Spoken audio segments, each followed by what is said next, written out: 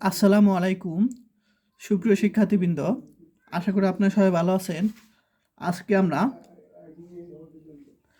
নন major পরিসংখ্যান একের chapter 6-এর কেন্দ্রীয় প্রবণতা চ্যাপ্টারের একটি গুরুত্বপূর্ণ প্রশ্ন আলোচনা করব। 2022 সাল চলে আসছে, খুব ইম্পর্টেন্ট। তো এখন আমরা সলিউশনে চলে যাব। তো প্রশ্নটি হলো, পরিমাপের মূল ও মাপনীর পরিবর্তন কি, এবং দেখাও যে গাণিতিক গড় মূল ও মাপনীর পরিবর্তনের উপর কি নির্ভরশীল। এই প্রশ্ন সলিউশন করব। সলিউশন। তো এখানে দেখো দুইটা অংশ, একটা অংশ একটা অংশ। তো আমরা প্রথম অংশ নিয়ে এখন কাজ করব। প্রথম অংশ লিখবো এখানে আমরা, প্রথম অংশ। তো পরিমাপের মূল ও মাপনীর পরিবর্তন কি সেটা এখন একটু আলোচনা করবো আমি তোমাদের। তো প্রথমে আমরা জানবো পরিমাপের মূল সেটা কি। পরিমাপের মূল হলো তোমার সহজভাবে গণনার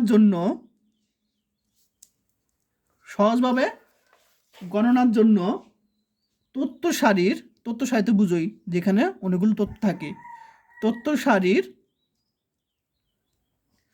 প্রতিটি মান সহজভাবে গণনা করার জন্য তথ্য সারির প্রতিটি মান হতে যে মানটি বিয়োগ করা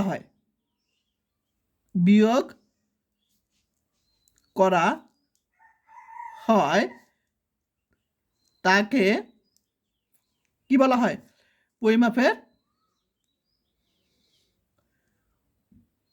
পরিমাপের মূল বলা হয়। আচ্ছা, তোমাদের একটু দেখাই দিই একটু এক্সাম্পল মাধ্যমে। তো দেখো এখানে xi, এখানে কতগুলো উপাদান আছে দেখো, ঠিক আছে? তাহলে 1 2 3 ডট ডট n, এগুলিকে আমরা আই দ্বারা নির্দেশিত করলাম। তাহলে আমরা কি লিখতে পারি? xi।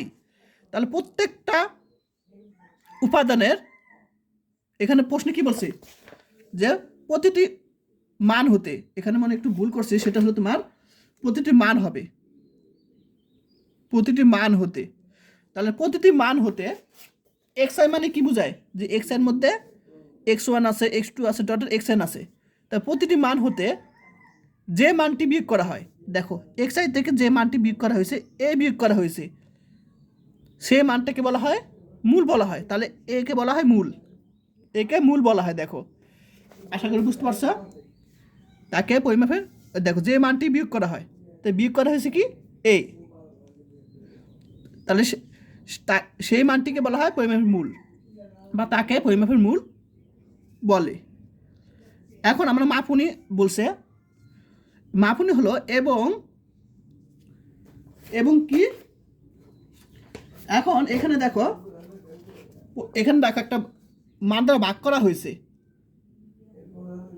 এখানে ভাগ করা হয়েছে। দেখো, তাহলে আমরা কি লিখবো? এবং যে মানটি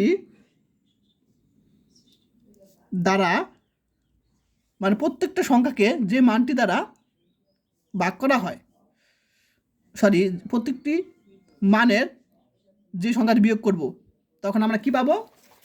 xi মাইনাস এ পাবো। এটাকে আমরা যে মানটি দ্বারা ভাগ করব, যে মানটি দ্বারা কি ভাগ করা হয় তাকে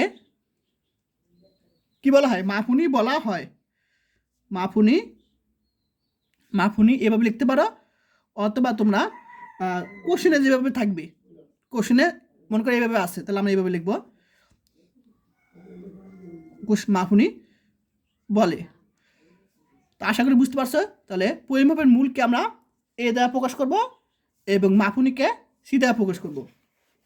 তাহলে কোনো তথ্য সারির প্রতিটি মান হতে যে মানটি বিয়োগ করা হয়, তাহলে সেই মানটাকে বলা হয় মূল বলা হয়। এবং যে মানটি দ্বারা ভাগ করা হয়, সেই মানটিকে বলা হয় মাপুনি বলা হয়, তাহলে সিকে মাপুনি বলা হয়। আশা করি আমি বুঝতে পেরেছ। এখন দ্বিতীয় অংশ নিয়ে আলোচনা করব। দ্বিতীয় অংশ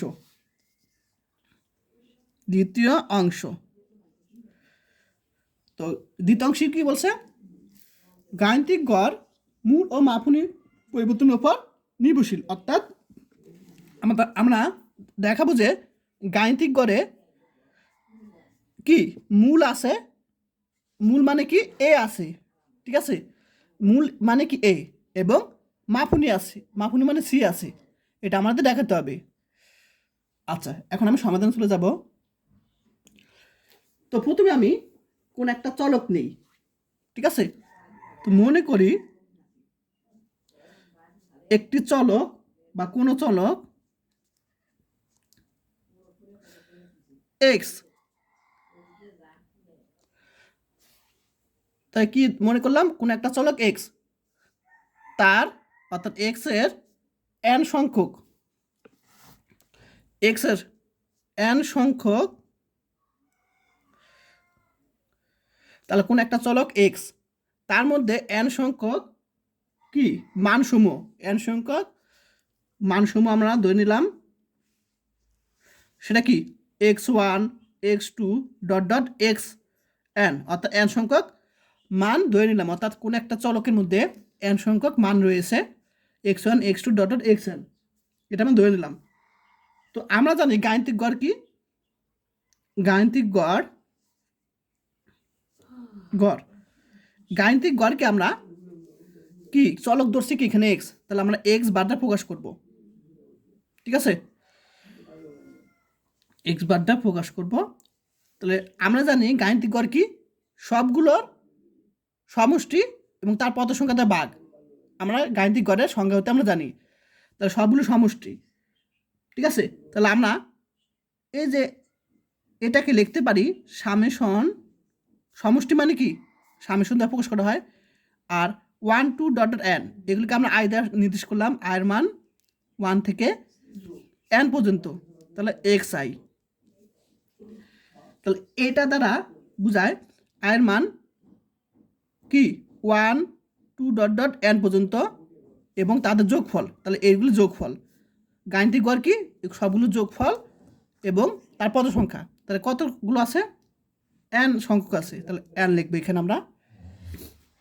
এখন আমরা নতুন একটা চলক দিলাম, ধরি একটু আগে আলোচনা করছি মূল ও মাপুনি ক্ষেত্রে, নতুন চলক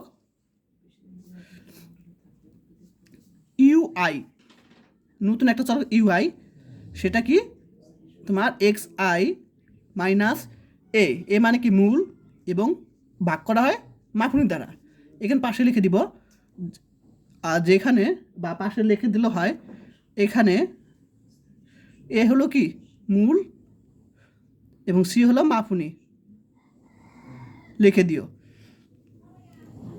আচ্ছা, এ পর্যন্ত ক্লিয়ার? আমাকে কমেন্ট করে জানাও বুঝতে পেরেছো কি না। এখন এটার সাথে একটা গুণ করব, তো সি ইউআই এখানে আমরা পাবো, অথবা আচ্ছা যাই হোক এটা এবার গুণ করছি, এখানে থাকবে এক্স আই মাইনাস এ থাকবে, তো আমরা এটা এবার আনবো, আমাদের এই জিনিসটা আগে লাগবে, অর্থাৎ X I minus A C UI লিখবো এখানে, তারপর এক্স আই লাগবে আমাদের, তাহলে এটা এবার নিয়ে যাবো, তাহলে মাইনাস এ হয়ে যাবে প্লাস এ লিখতে পারি। আশা করি সবাই ক্লিয়ার। এখন আমরা প্রত্যেকটা সামেশন দ্বারা গুণ করব,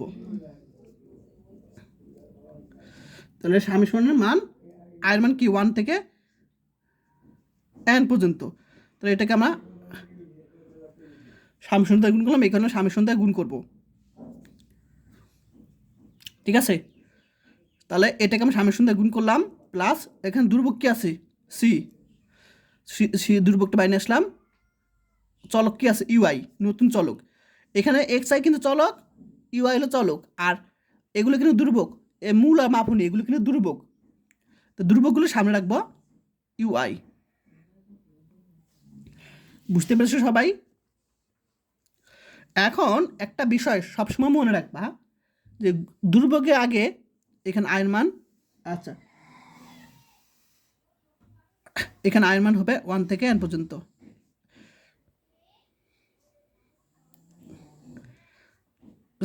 এন আর মান এখানে 1 থেকে n পর্যন্ত দিব আমরা। আচ্ছা, একটা বিষয় খেয়াল করো, এই জিনিসটা আমি একটু মুছে দিব একটু পর। কারণ কি, এখানে আয়ের মান 1 থেকে n পর্যন্ত এখানে বসানোর মতন জায়গা আছে? নাই। তাহলে আমরা কোনো দুর্ভোগের সাথে যদি সামেশন বসে, সেটার পরিবর্তে আমরা সামেশন পরিবর্তে n বসাবো, যেহেতু এখানে আয়ের মান 1 থেকে n বসানোর মতো জায়গা নেই। এখানে কিন্তু আছে আয়ের মান 1 থেকে n পর্যন্ত, কিন্তু এখানে কিন্তু নাই। তাহলে আমরা ডাইরেক্ট আমরা এটার সাথে যদি সামেশন গুণ করি, তাহলে আমরা কোনো দুর্ভোগের সাথে সামেশন গুণ করলে n হবে, মনে রাখবা। তো আমরা এটাকে মুছে দিব এখন। তাহলে আমি এটা এখন মুছে দিই। তোমরা পরীক্ষার সময় কী করবা, এটা ডাইরেক্ট n লিখে দিবা, কারণ তোমরা তো জানোই বেসিক বিষয়।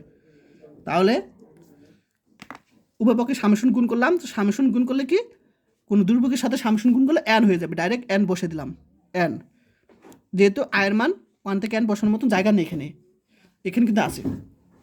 এখন প্রত্যেকটাকে আমরা n দ্বারা ভাগ করবো, যেহেতু আমরা এখানে গাণিতিক গড় আনবো। তাহলে এখানে আমরা গাণিতিক গড় কি জানি, এখানে n থাকবে নিচে, তাহলে প্রত্যেকটাকে n দ্বারা ভাগ করবো।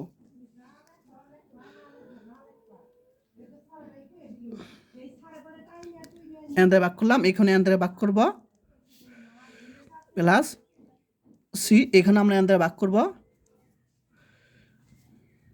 থেকে ইউআই n দ্বারা ভাগ করলাম।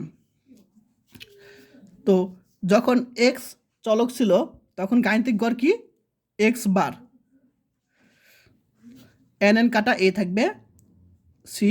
যখন ইউ চলক তখন আমাদের গাণিতিক গড় কী হবে, এখানে ইউ বার। দেখো এই দুটো একই রকম, শুধু চলক ভিন্ন। তো আমরা না দেখো, এই যে গাণিতিক গড়ের আমরা একটা মান পেয়েছি, সেই মানটা দেখো, এই যে মূল আছে মাপনীয় আছে, কিন্তু এই মানের মধ্যে মূল আছে এবং মাপনীয় আছে। সুতরাং বলতে পারি, সুতরাং এই গাণিতিক গড় মূল এবং মাপনীয় উপর নির্ভরশীল। অর্থাৎ মূল যদি চেঞ্জ হয় গাণিতিক গড় চেঞ্জ হবে, মাপনী যদি চেঞ্জ হয় গাণিতিক গড় চেঞ্জ হবে। অর্থাৎ মূল ও মাপনীর উপর ডিপেন্ড করে, নির্ভরশীল। শুনুন গাণিতিক গড় কি, মূল ও মাপনীর এই দুটো যখন পরিবর্তন করবো, ঠিক আছে, এই পরিবর্তনের পর এটাও কি পরিবর্তন হবে, মূল ও মাপনীর পরিবর্তনের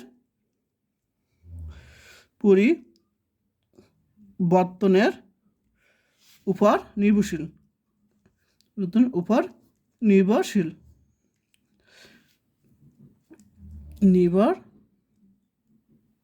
আশা করি সবাই বুঝতে পারছো। এটা প্রশ্নে কি বলছে, দেখানো হলো বলছে, তাহলে আমরা দেখানো হলো লিখবো, দেখানো হলে নাম্বার পেয়ে যাবে ফুল মার্ক। এরকম নাম্বার কাটাকাটি নাই, দেখানো হলো। ক্লাসটা কেমন লাগলো অবশ্যই কমেন্ট করে জানাও, বুঝতে পেরেছো কি না। আর যারা কোর্স কিনতে চাও তারা আমাকে হোয়াটসঅ্যাপে মেসেজ দিবে, কোর্স ফি 360 টাকা মাত্র। আজকে ক্লাস এ পর্যন্তই, সবাই ভালো থাকবেন, আল্লাহ হাফেজ।